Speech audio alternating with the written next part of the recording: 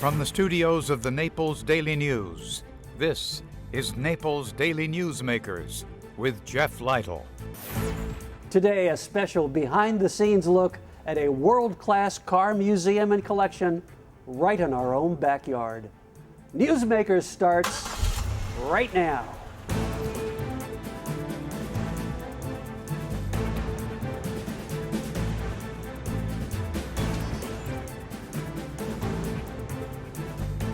Obviously, NewsMakers is on the road to the place at first known as the Collier Car Museum and now known as the REVS Institute for Automotive Research off Airport Pulling Road on Horseshoe Drive in East Naples. We're going to spend some time with Jack Worth, the County Tourism Director, and talk to him about how the car museum fits into the overall Collier tourism picture. But first, we're going to spend a lot of time with the man in charge locally. He's the Vice President of REVS, Scott George. Welcome.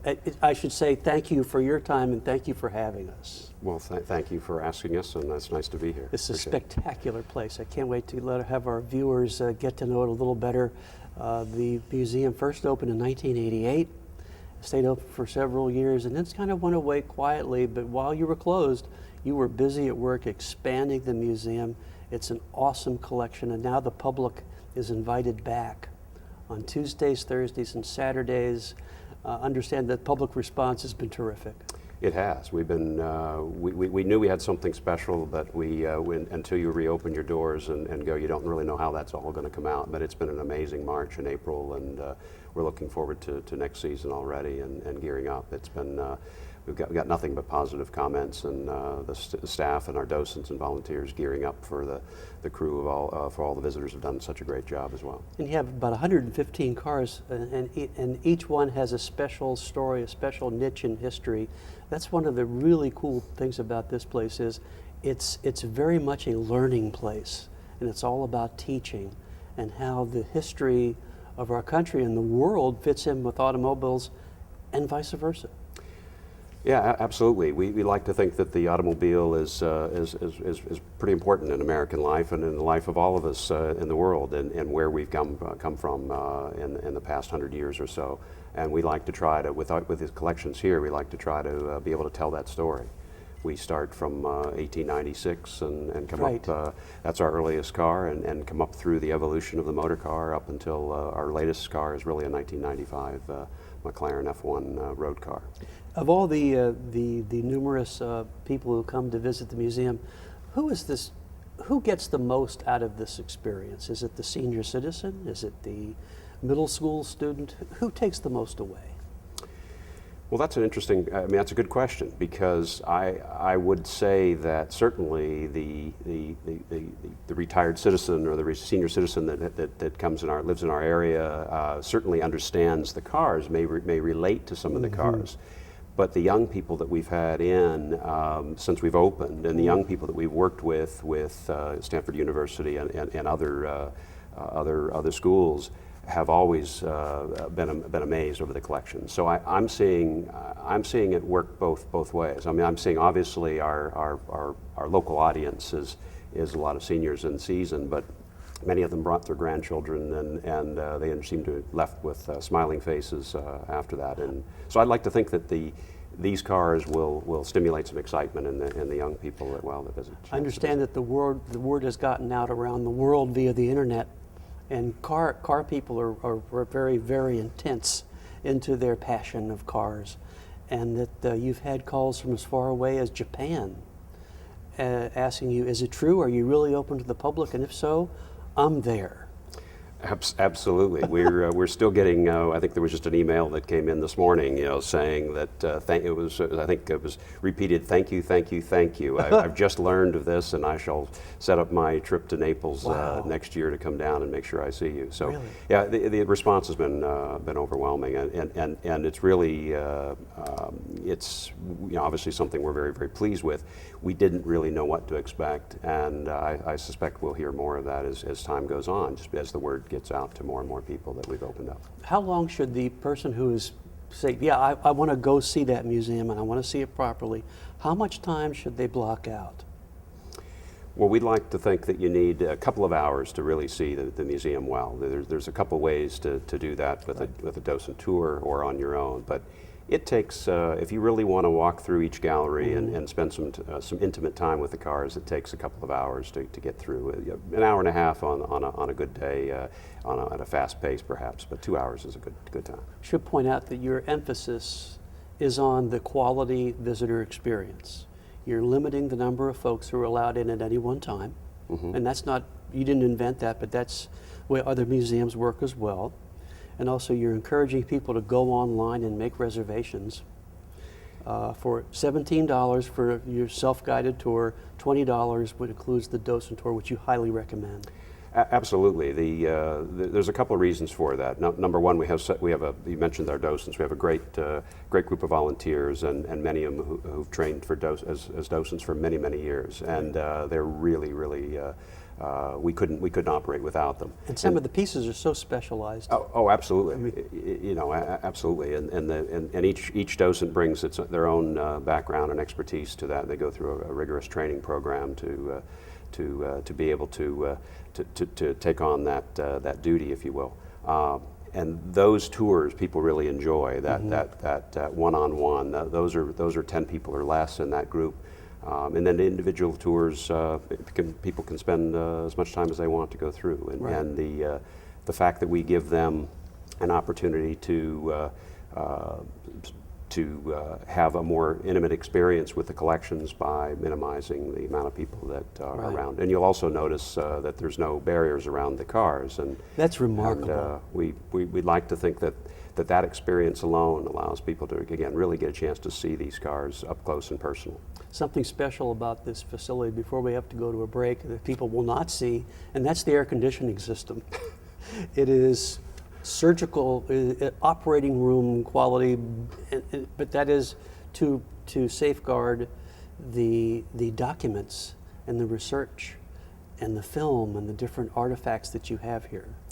Yes, absolutely. We have a state-of-the-art HVAC system. The cars need to be cared for very well and kept in a constant environment of humidity and control and temperature year-round, as well as the archives that you just mentioned. Right. The library and the archives, the photographs alone, over 1 million images, and with hundreds of thousands of periodicals and books, they need a special environment as well, and dehumidification is very important in there. Special environment, special place. We're spending some time with Scott George from the REVS Institute for Automotive Research in East Naples. We'll be right back after this.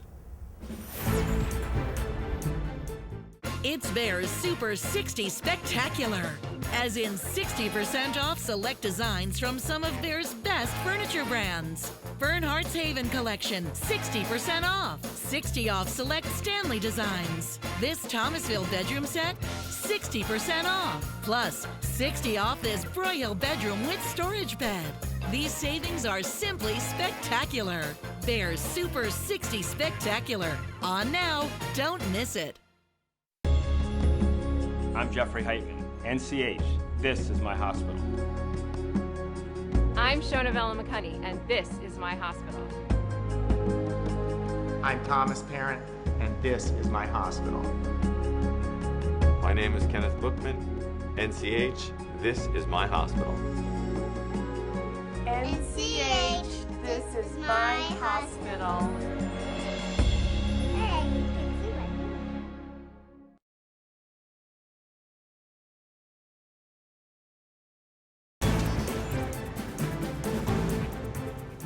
Before we catch up with Jack Wirt, he from the Collier County Tourism Office, on what all the car museum means for business and local tourism, we get to spend some more time with the man in charge of the REVS Institute for Automotive Research off Airport Pulling Road, Scott George. We should point out that REVS, it's R-E-V, like rev the engine, actually stands for something. It isn't just revving your motor. Well, yes, we didn't really come up with this. We had some help with this, but researching the evolution of vehicles in society, and we'd like to think that really tells the story of what it is that we do here and what these cars and the collections can tell Okay. people. Now, there are basically 4 major groupings of displays in the car category, am I right? Absolutely. And some of them are just flat out race cars. I mean, pioneering race cars. Yes, absolutely. We've got what we call automobility, which is are the sort of the cars, the road of and modern man. I mean, really, it's the cars that tell the story of the century of the automobile and how it changed people's lives. We've got the Porsche collection, which is a lot of racing cars. That collection tells the story of one company over 30 years and their engineering thinking and their process that they went through to engineer and design racing cars and then and create sales and create the great mark that they are today. We've got Revs. You mentioned the pure racing cars. That's up in our upper gallery, and those are open wheel racing cars that raced in Grand Prix and Indianapolis type races. And those range from 1902 up through the 1980s. That is amazing. Yeah. And we've got the final gallery that we're sitting in right now is the Vitesse Gallery, which is our sports racing cars, which tells sort of the story of the evolution of the sports car, if you will, from 1912 up and through the 1960s. And here's something that just blows me away. All these cars work. Yes, yeah, absolutely. If we do our job right, they do. We absolutely. We have an exercise program for the cars. We maintain them regularly. We have our own workshop in the back where we maintain them and focus on all of their care. We have a very much are interested in conservation and preservation of the cars, and that's our primary focus. We do some restoration as well here on the cars in the collection, but our primary focus is the care of these objects. We call them objects and artifacts, you may have heard, but they are automobiles, but we treat them as museum artifacts as they should be. And you actually take some of these cars out on the street. Yes, we do. We drive around. You'll see us in season around Naples roads. We take the cars out and for those drives right around. We have a loop that we do around our area, and it's a 30-40 mile loop that the guys, I used to in my early days, used to do a lot of that driving, and now I've passed that torch on to some of my other shop guys. I'm envious at times. They'll say thank you. And Exactly. you've been here since almost day one, so you've seen the evolution of this. Yes. Could you flesh out for our viewers who heard you mention Stanford earlier and the research and the academic work that goes on here? Can you help sketch that out and how that works, because there's very serious learning going on here. Yes, absolutely. We've partnered with Stanford in 2011, and Mr. Collier helped to initiate a program there called the Revs program. And that program is designed to look across a wide variety of academic disciplines to really be able to look at how the automobile impacted our lives. History, design, economics. Absolutely. Even war. Absolutely, and engineering. And of course, engineering you would expect to find. And one of the things that we are doing with the engineering department there and the faculty and the students is we're working with them on instrumenting some of our cars and some of the drivers who drive our cars. And that process we're doing on the racetracks, that we do some historic racing with some of the vehicles a couple times a year. Whoa. And the Stanford students help us instrument the cars with modern technology that allows them to look at the steering inputs, the clutch, the braking, and the driver's wired up as well. And that they hope that information will allow them to learn more how the human interaction in automobiles is all going to come to be in the future. Understand you're also working on digitizing a lot of the material, the research materials and the images here, so you can share all of this invaluable information with the world. Absolutely. We're on our second year of a major digitization effort with Stanford, and we've got over 300,000 images already digitized out of about 1 million images. And the goal is to expand that digitization effort into our important archives and papers that relate to either important people in the auto industry or the automobiles here themselves. And then that website will be launched, the initial website will be launched later this year. Good. And those pictures will be able to be used and seen by anybody in the world. And they will be. Absolutely. Yeah. Let me add, you might talk about expansion. I noticed that there's still some vacant property on this part of Horseshoe Drive. Do you have any plans for expansion of this facility? Not at this time. The plans are to make the best use of our space that we currently have, and we'll see how the future goes with that. But our goal here is to work on our exhibits internally and improve all of our we're interactive displays that we're working on. We've added some video monitors. We're going to be adding more of that. Great. And looking at ways to make the visitor's experience that much more important. Well, it's already terrific. And let me ask you about the displays you have. Will you be getting in like guest displays from other museums and loaning cars to other museums? Is there an exchange program of any kind? Well, we don't have a sort of an official exchange program, but we very much often loan cars to other museums. In fact, one of the trends in America right now is art museums setting up exhibits with cars. Right. And we've had 4 successful exhibits in the last 4 years that we've been a part of in other parts of the country. And so we'll carry on that with that museum trend, and also we absolutely look to have cars on loan from time to time. Thank you for your time. Thank you for your hospitality, and please keep the public posted on how they can participate and come and enjoy this marvelous facility. Well, thank you very much. We'll do our best. Spending time with Scott George, and next up from the Collier County Tourism for the big picture on how this fits in with Collier business, Jack Wirt, right after this. Still think real estate's a gamble? Not at Vineyards. When you look at the homes, amenities, the community itself, and the fact that Vineyards is debt-free, you can't lose. And here's our ace up the sleeve. A full golf lifetime membership, free with every new home purchase. We've stacked the deck in your favor at Vineyards. Come see our 15 new models open daily.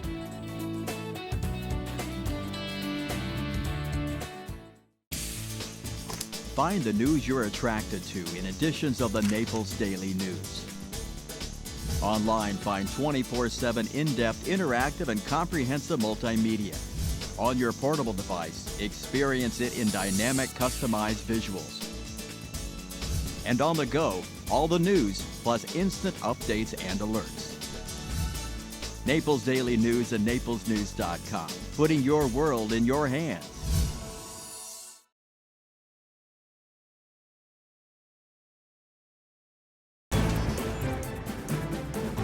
If you're just picking this up, we're at the Revs Institute for Automotive Research, formerly known as the Collier Car Museum on Horseshoe Drive off Airport Pulling Road in East Naples. We've spent some time talking about the cars and the academics of this magnificent place. You got to see it. And now we'll talk about the business end from the Director of Collier County Tourism, Jack Wirt. Welcome, thanks for your time. Is this place great or what? This is absolutely fabulous. Now, how do we monetize it? How do we cash in on this? Well, this is really a wonderful addition to the assets that we can offer both our leisure visitors coming to the area, but also group visitors. We attract a certain clientele that is looking for that unique off-site venue to go and look at. So this is an opportunity to if I'm bringing my to, convention here? Yeah. But this is someplace I could come maybe for an evening, or what? This would be an opportunity for us, and it would have to be fairly small, select groups. But we definitely think that this would be a wonderful opportunity for a group to come and really have a unique experience, especially ones. And we do attract groups who might be car enthusiasts from other countries or other parts of the U.S. And they'll come in, and this is an opportunity for us to showcase something very, very unique. So this would be the kind of attraction that would attract business in and of itself, or this is, okay, since while you're in Naples, here's something else you might enjoy? I think it really will be both. I think it's an so opportunity to be something that would really, for instance, we've been talking to a group of Ferrari owners. Oh, well, they'd be in heaven. Yeah, absolutely. Yeah, yeah. So this would be and great. Porsche guys too. And all of the European classic brands, I think, they all have groups or clubs that seek out these kind of places. And to have it open now really is going to be wonderful for us. Okay, so let me ask you about, we have the Children's Museum. Yep. And we have the Baker Museum. Right. And frankly, the Holocaust Museum is yes, it is. pretty good. And you have other museums that I'm forgetting about right now. Can you bundle these up in a package and market that? Yes, I think the museum concept of bundling things, bringing people to an area, maybe giving them the opportunity to see 4 or 5 of the museums, because they're all a little different. Okay. They're all unique, and I think there's a great opportunity to really market our heritage product to groups. And before this, it has really been kind of one-offs. And I think we have an opportunity to do it together now. Maybe the botanical garden belongs in that same breath. Absolutely does. And the Conservancy now.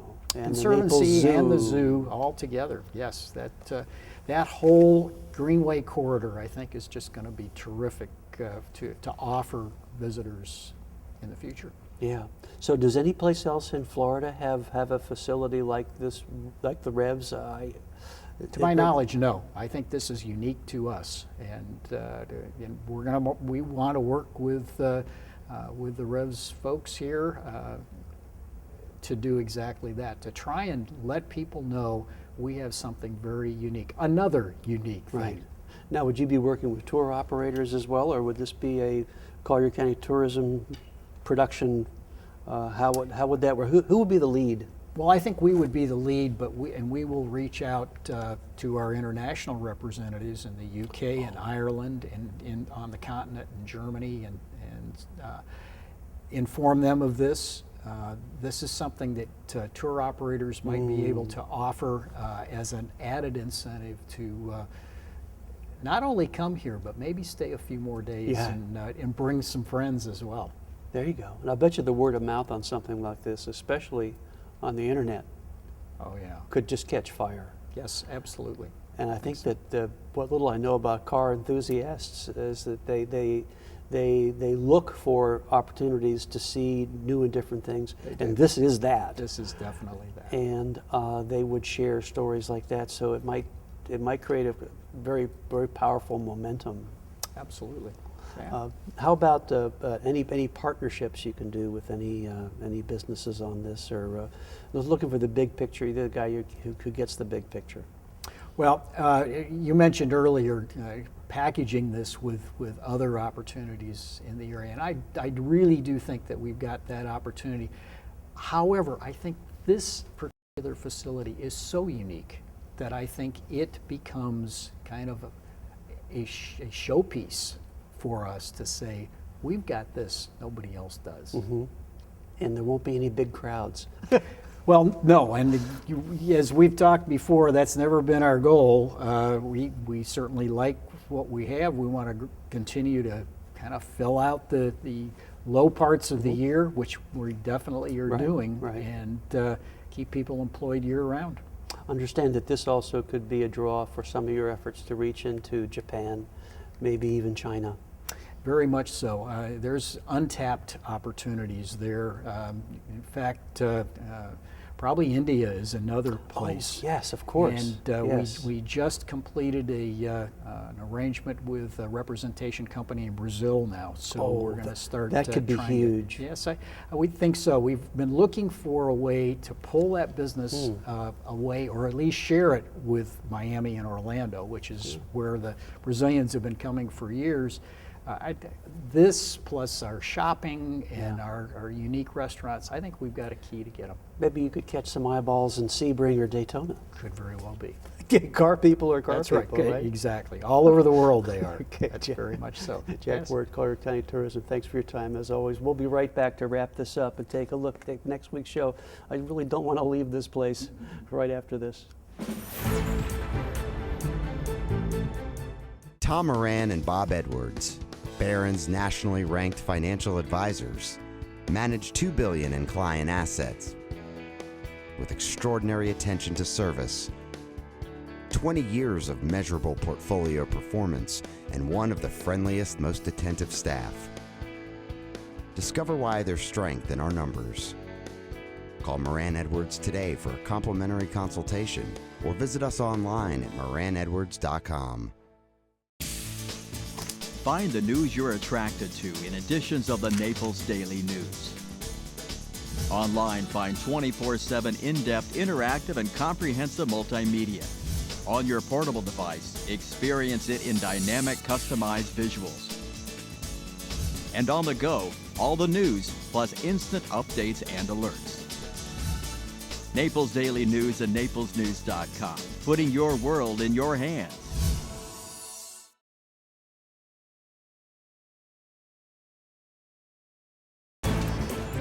Our thanks again to our guests Jack Ward and Scott George and the staff at the REVS Institute for Automotive Research in East Naples for making this very special show possible. It's a very special place. You've got to see it. It's on Horseshoe Drive off Airport Pulling Road in East Naples.